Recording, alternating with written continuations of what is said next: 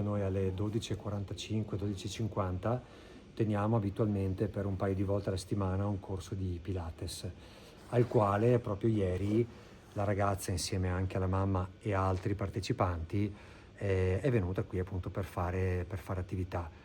Pochi minuti dopo l'inizio del corso, la ragazza, sempre vigile e sempre cosciente fino all'arrivo dei paramedici, ha cominciato a sentirsi male. Fondamentalmente le mancava il respiro. Naturalmente l'istruttrice, insieme ai presenti, è subito intervenuta chiamando il 118, perché comunque si era resa conto che comunque la situazione non era semplice, e ha seguito le indicazioni del 118, degli addetti ai lavori, e la situazione ha comunque cominciato a degenerare. Ripeto, la ragazza è sempre stata vigile, partecipava anche attivamente alle domande che le venivano comunque poste. Dopo una decina di minuti sono venuti i paramedici appunto con l'ambulanza, e da lì sono iniziate cioè è iniziata l'assistenza appunto degli addetti. Ecco, la ragazza che cosa vi diceva? Quindi era vigile, vi ha parlato, che cosa diceva? Mi sento male qui, cosa?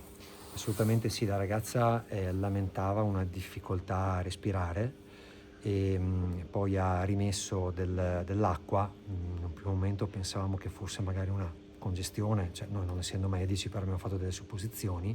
È stata chiaramente messa in sicurezza anche perché tutto il personale è addestrato a situazioni di primo soccorso, e di conseguenza appunto abbiamo fatto quello che era la prassi da seguire.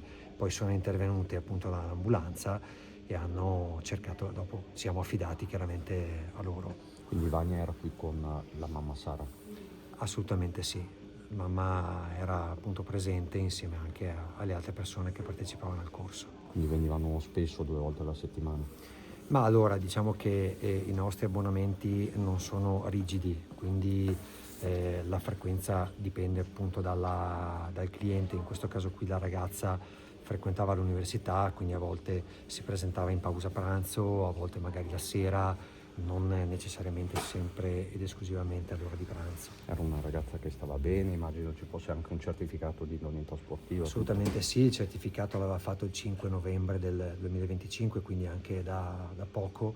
Anche parlando con la mamma, non aveva mai dato dei segnali, o quantomeno non ha mai avuto dei sintomi, ecco, così gravi. Una ragazza che ha sempre frequentato il nostro centro da 4 mesi, sappiamo anche che faceva anche dell'altro sport in passato, così, ma non aveva mai dato questi segnali, ecco. Ecco che